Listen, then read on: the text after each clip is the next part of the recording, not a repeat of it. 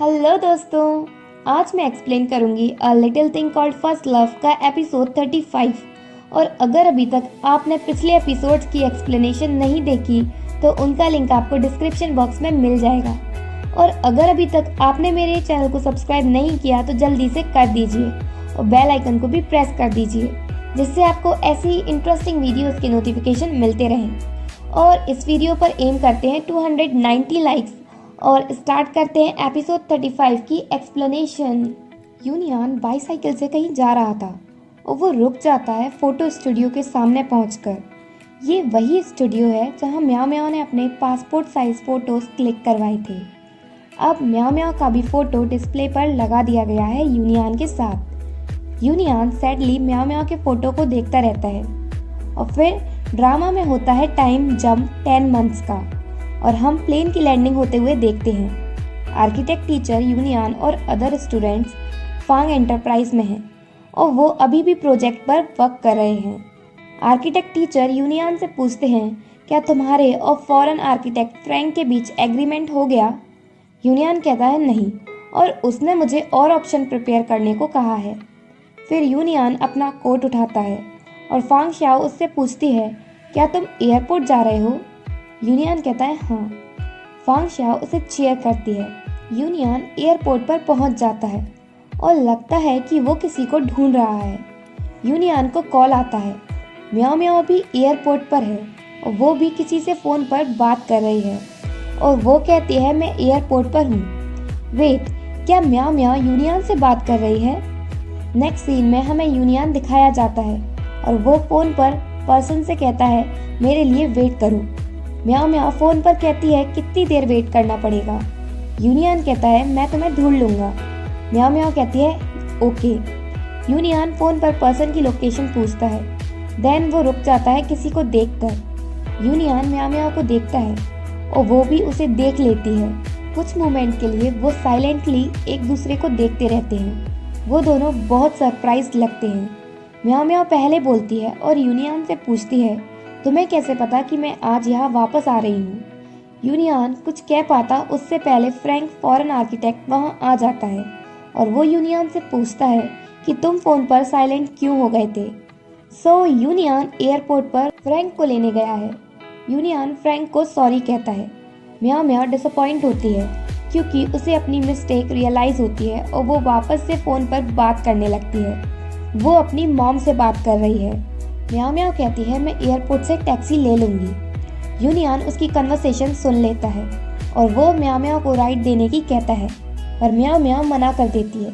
पर Frank insist करता है म्याओ म्याओ से साथ में राइड लेने के लिए और कहता है यूनियन का फ्रेंड मेरा फ्रेंड। यूनियन म्याओ म्याओ का लगेज ले लेता है। मॉम और याओ याओ हैप्पीली वेलकम करती हैं म्याओ म्याओ का और यूनियन उनकी हैप्पी रियूनियन को देखता है।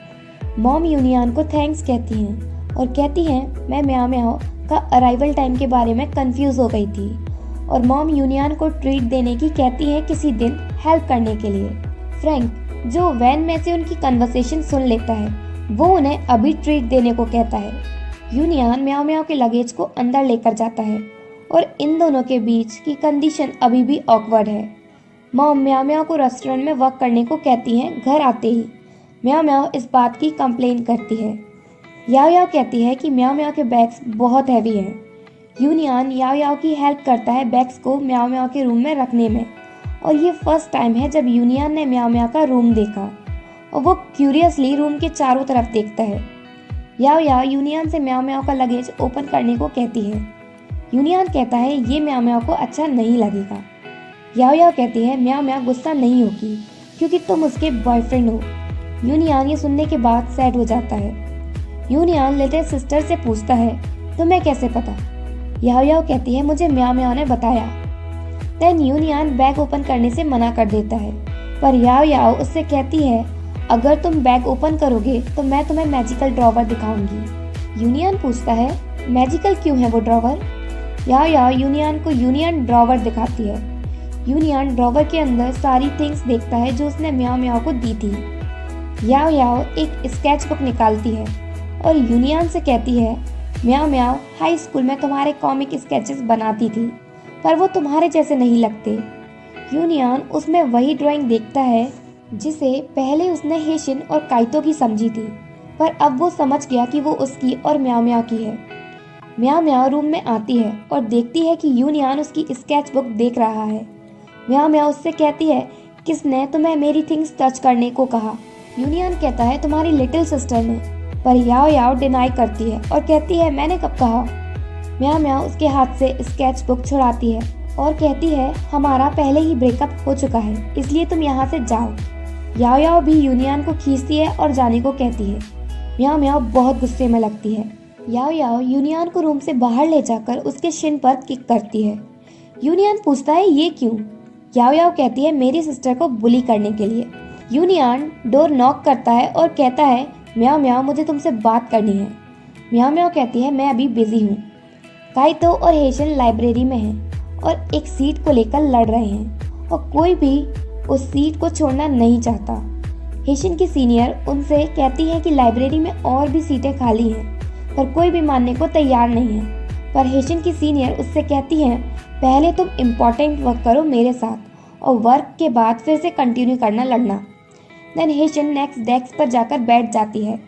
काइतो की फीमेल क्लासमेट अगेन उसे अप्रोच करती है और उसे अपने होम टाउन का स्पेशल फूड देकर जाती है।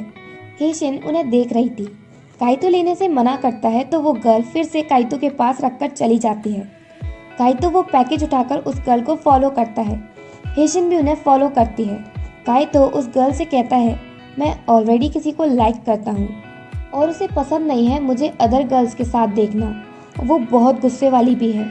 तो वो गर्ल काइतो की बात समझ जाती है और अपना पैकेज लेकर चली जाती है। काइतो हेशिन को पकड़ लेता है उन्हें देखते हुए।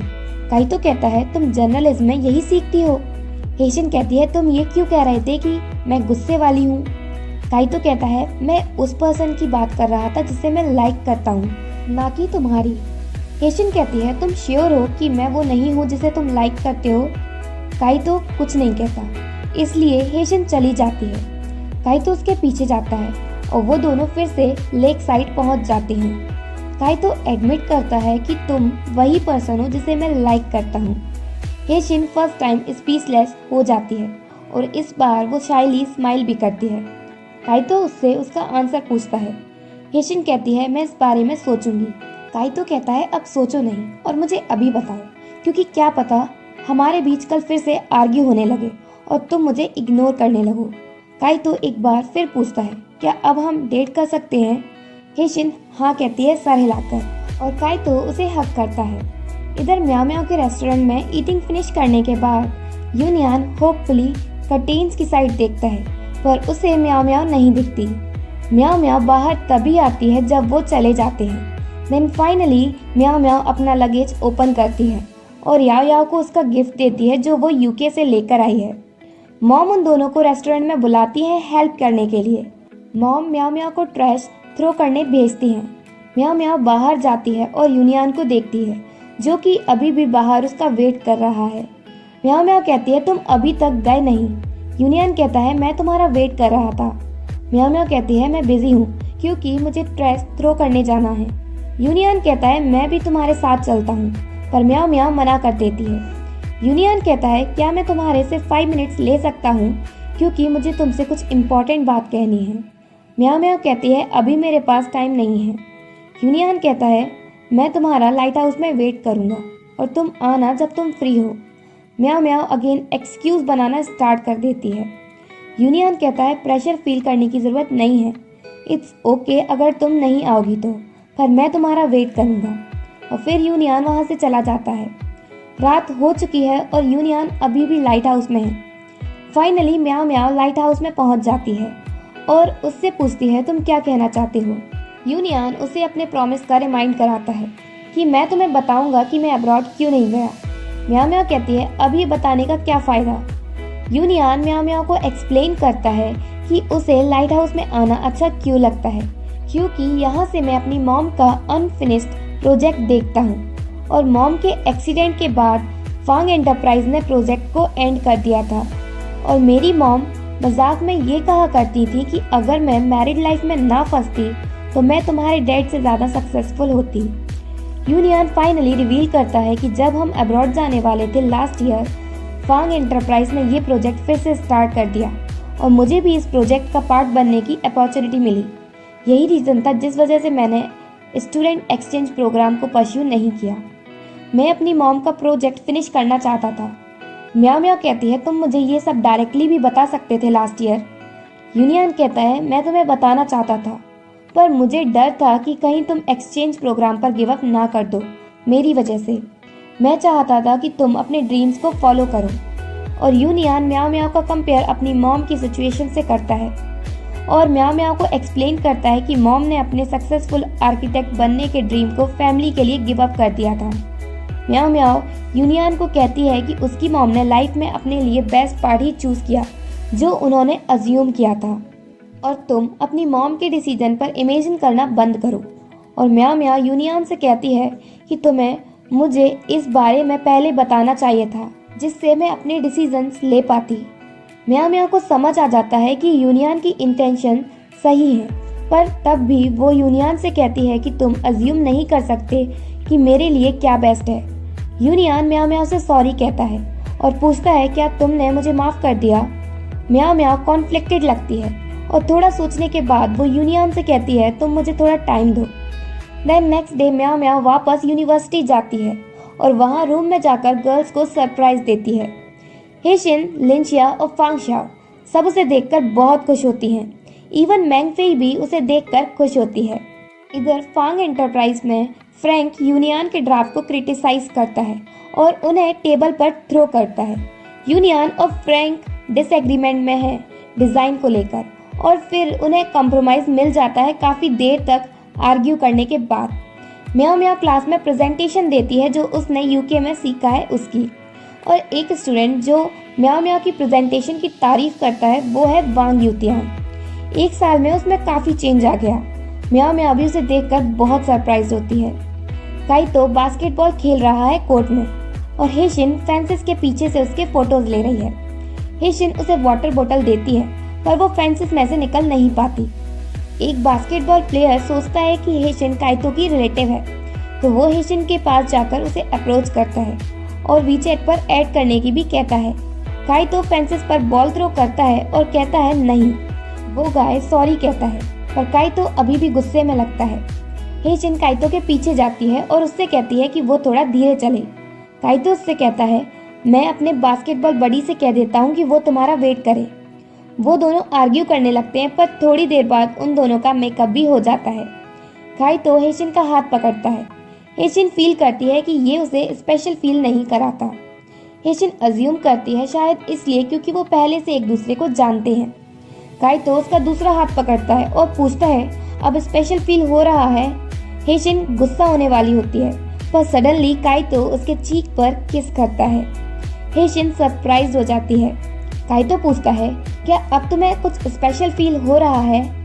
हेशिन अगेन स्पीचलेस हो जाती है और एपिसोड 35 यहीं एंड होता है।